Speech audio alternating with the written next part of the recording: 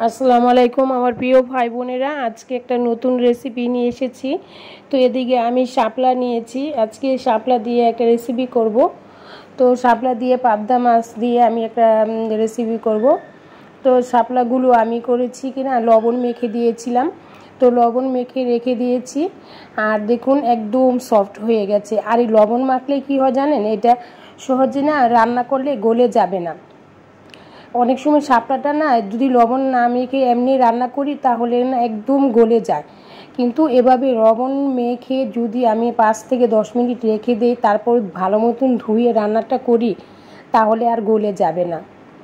আর এদিকে আমি করলাম পেঁয়াজ, রসুন, আদা আর কাঁচামরিচ সবগুলো একসাথে বেটে নিয়েছি।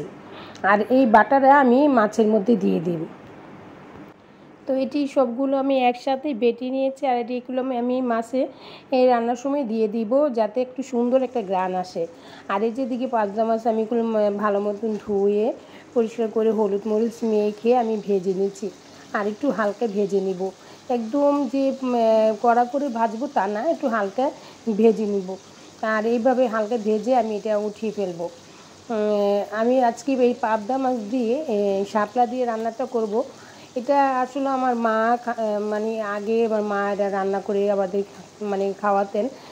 এত মানে টেস্ট যা বলে আমি আপনাদের বোঝাতে পারবো না। এইভাবে যদি যে কোনো গুঁড়া মাছ দিয়ে শাপলা দিয়ে খাওয়া হয় মানে অনেক মানে টেস্টি লাগে। আর আমি এটা যতবারই রান্না করি আমায় বিশ্বাস করেন এক থাল ভাত আমি অবশ্যই খেয়ে নিতে পারি।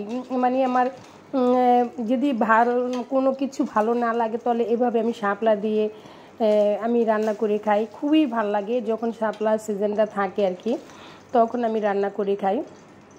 আর মনে হয় মায়ের হাতে রান্না এমন লাগে এই রান্নাটা করলে।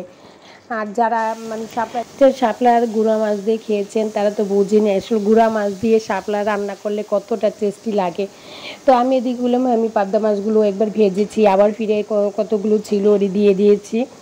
তো এভাবে আমি সবগুলো ভেজে নেব। তো ভেজে আমি এদিকে একটু অল্প সামান্য একটু তেল দিয়েছি, আর পেঁয়াজ কুচিটা দিয়েছি। পেঁয়াজ কুচিটা আমি বেশি একটা ভাজবো না। আর শাপলার তরকারির মধ্যে বেশি তেল দিতে হয় না, অল্প তেলেই সুন্দর রান্নাটা হয়ে যায়। তো এদিকে আমি পেঁয়াজগুলো হালকা করে ভেজে নিব। আর আমি বেটে রেখেছিলাম পেঁয়াজ, কাঁচামরিচ, জিরা আর আদা রসুন একসাথে আমি বেটে নিয়েছিলাম। তো কাঁচামরিচও দিয়েছি এটার মধ্যে, বেটে দিয়েছি একটু গ্রানের জন্য। আর এদিকে হলুদ, মরিচ, ধনের গুঁড়া মানে সব মশলা একসাথে আমি পানিতে গুলিয়ে নিয়েছি। এভাবে গুলিয়ে নিলে রান্নাটা খুব সুন্দর হয়। আর এটা আমি এখন ভালো মতন কষিয়ে নিব। সাথে আমি আস্ত কাঁচামরিচটাও দিয়েছি যাতে সুন্দর একটা গ্রান আসে। আর ওদিকে আমি গুঁড়া মরিচটাও দিয়েছি। মরিচটা আমি কাঁচামরিচটা একটু বেশি দিয়েছি, একটু যেহেতু এটা শাপলা একটু ঝাল ঝাল একটু রান্নাটা অন্যরকম হবে। একবার যারা মানে এভাবে রান্না করে খেয়েছেন তারা তো বুঝেন এটা টেস্টি কতটা। আর আমি এই যে শাপলাগুলো দিয়েছি ভালো মতন করে লবণ মেখে ধুয়ে দিয়েছিলাম। এখন আমি এটা ভালো মতন ধুয়ে তারপর এটা দিয়েছি। এটা ভালো মতন ধোয়ার পরে এটা দিতে হবে, না হলে লবণ কড়াটা হয়ে যাবে। তো আমি এভাবে আমি একটু কষিয়ে নিচ্ছি, দেখতেই পাচ্ছেন। আর এটা গলে যাবে না। আর এইভাবে যদি না দেন তাহলে এটা শাপলাটা গলে যায় আর ওটা তরকারির মধ্যে মিশিয়ে যায় আর কি। তো ওইভাবে না করে যদি এভাবে একটু লবণ দিয়ে ভিজিয়ে রেখে তারপরে একটু কষিয়ে নিলে একটু শাপলা গলে যাবে না, যেমন শাপলা তেমনই থাকবে। আর দেখতেই তো পাচ্ছেন আমার একটা শাপলা গলছে না, আর রান্নার পরও গলে যাবে না। আর আমি অল্প সামান্য একটু পানি দিয়ে দিয়েছি, আর উতরানোর পরে আমি মাছগুলো দিয়ে দিব। তো এইভাবে করলে একটা সুন্দর একটা রেসিপি হয়ে যায়। এইভাবে যারা খাননি একবার হলে ট্রাই করবেন।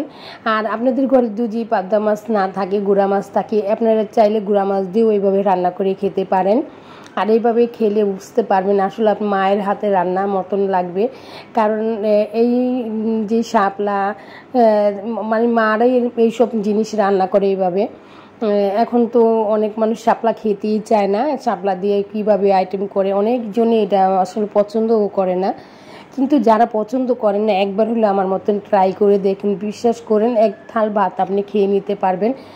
আর এই এই এই তরকারিটা যে কেউ মনে করেন টেস্টি মনে করে খাবেন, বুঝতে পারবেন না আসলে যে এত শাপলা দিয়ে এত সুস্বাদু একটা রান্না হয়, না খেলে বুঝতে পারবেন না। আমি একটু ধনেপাতা দিয়ে দিচ্ছি, দেখুন একটু যেহেতু হয়ে এসেছে, পানিটা শুকিয়ে গেছে, রসাটুগুলো একদম টেনে গেছে। আর এর মধ্যে আমি একটু ধনেপাতা দিয়ে দিয়েছি, তারপর আমি নামিয়ে ফেলবো। আর আমি করলাম এটা একদম ঝটপট রান্না, খুব সুন্দর করে এটাকে অল্প সময়ের মধ্যে রান্নাটা হয়ে যায়। আর এখন এই পর্যন্ত যদি কেউ ভালো লেগে থাকে তো প্লিজ একটা লাইক দিয়ে দিবেন, আর কমেন্টে জানাবেন কেমন হয়েছে। আর যারা আমার চ্যানেলটা সাবস্ক্রাইব করেন নি, চাইলে একটা সাবস্ক্রাইব করে রেখে দিতে পারেন। আর আমার মাত্র 200 মতন সাবস্ক্রাইব লাগবে, প্লিজ সবাইকে অনুরোধ করছি যাতে আমার সাবস্ক্রাইব করে আমার চ্যানেলটা, অনেক দিন হয়ে গেছে অন্তরে চ্যানেলটা 1000 সাবস্ক্রাইব হয় না, প্লিজ একটা সাবস্ক্রাইব করে আমার চ্যানেলটা আমার এগিয়ে যাওয়ার সাহায্য করুন। তো সবাইকে দেখতেই পাচ্ছেন রান্নাটা কেমন হয়েছে, সবাইকে অনেক অনেক ধন্যবাদ। আসসালামু আলাইকুম।